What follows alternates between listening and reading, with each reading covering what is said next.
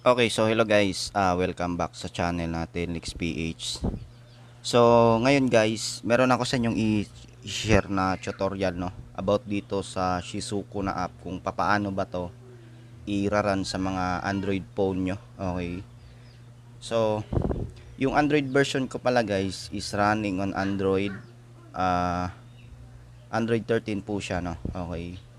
So, sa mga naka Android 13, 14 or kahit yung 15 guys, panoorin nyo po yung video na to kung paano nyo i-run yung Shizuku na app no. And limbawa mayroon kayong i-inject na mga skin, so kailangan kasi to guys i-run sa Android version na 13 itong Shizuku na app para ma-access nyo po yung root permission nya sa C-Archiver or dun sa app na skin injector na ginagamit nyo no. Okay, so una guys, open muna natin yung Shizuku. So kung makikita nyo dito guys, Shizuku is not running no. Okay, so unang step na gagawin nyo dito guys, i-pair nyo muna to. I-tap nyo po to guys, itong pairing.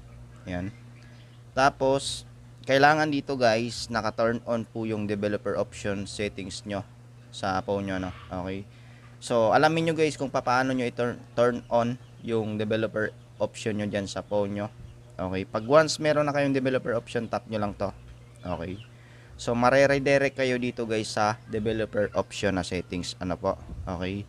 So, dito guys, i-turn on nyo po itong dalawang to, itong USB debugging, tsaka itong wireless debugging. Okay. Then, itap nyo dito guys yung wireless debugging.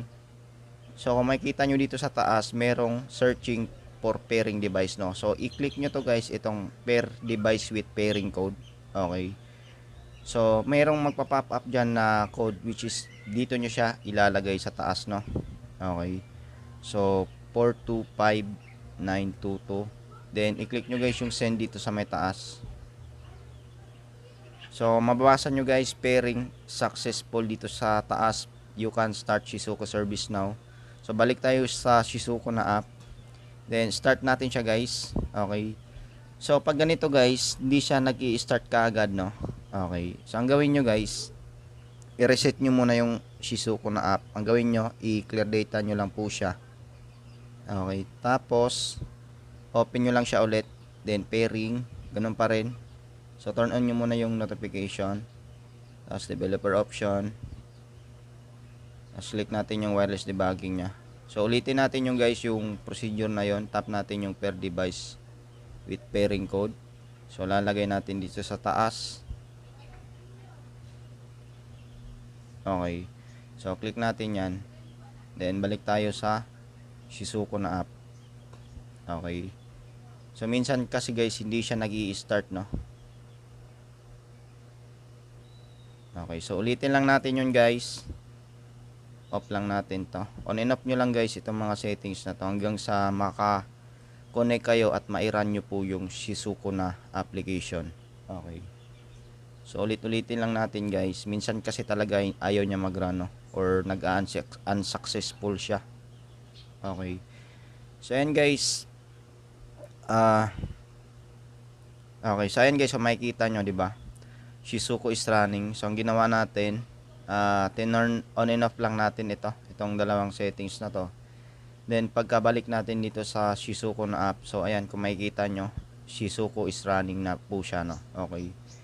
So, para naman sa mga naka-Xiaomi, kasi hindi ko alam guys kung restricted ba yung Shizuku na app, no? Kasi ito kasi guys, itong Shizuku na app, kumbaga parang niro-root nito yung cellphone nyo. Pero hindi po siya yung rooted na hindi po makagamit na ibang app. Pero ito guys, makakagamit po kayo ng application. Kahit hindi rooted yung app nyo, basta meron po kayong app na nito guys, itong Shizuku, no? Okay. So ngayon, dito naman sa authorized one application, makikita nyo dito guys, yung mga application na need ng Shizuku app. For example, itong C-Archiver or itong SongHub GFX. Okay. So ito namang SongHub GFX guys, ito yung skin injector tool ko na ginagamit kapag nag-i-inject ako ng mga skin. So kung i-authorize nyo po yung application na to sa Shizuku, i-enable nyo lang po siya, no, dito. Okay. Tapos, ayan. Pwede niyo na guys ma-access yung mga data file nyo dito. So, makikita nyo dito, access denied siya. So, punta lang tayo ng settings, root. Ayan. So kailangan nyo lang yung type of root access nya is ilagay nyo po siya sa Shizuku na SUI, no? Okay, or root permission. Okay.